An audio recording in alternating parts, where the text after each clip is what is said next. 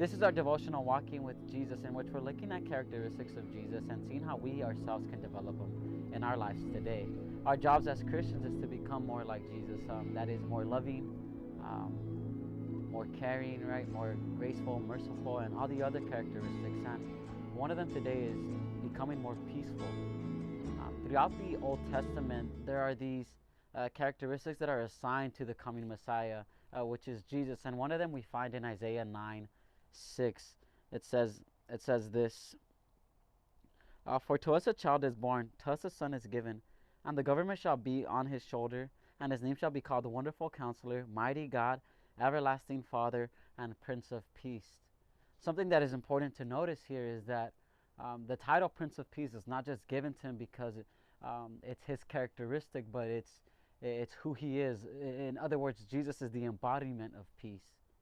In the Gospels, we'll find several instances where Jesus is telling the disciples and those who are listening to his sermons, calling them to have peace or to find peace in him.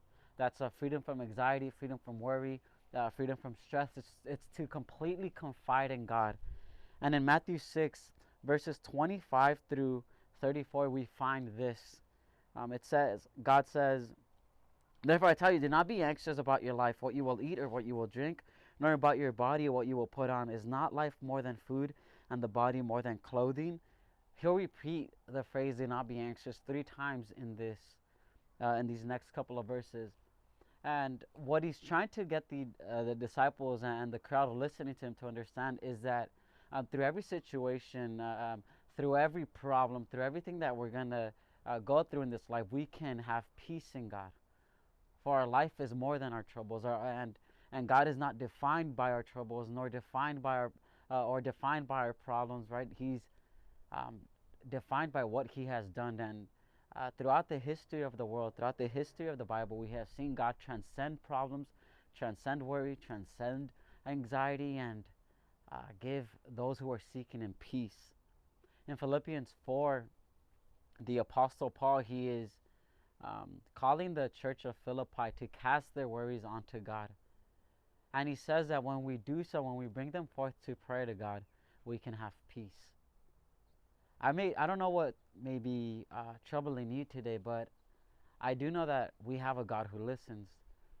And I do know that Jesus throughout his ministry was one who consistently pointed people towards God and asked them to take their loads off and put them onto God.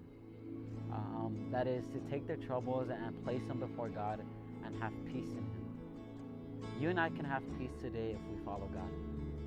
Meditate on these 2 questions. What in my life is troubling me? And can I bring that before God? Read Matthew 6 and read the book of Isaiah 9, specifically verses 6 through 8. Thank you, and I'll see you guys at church this week.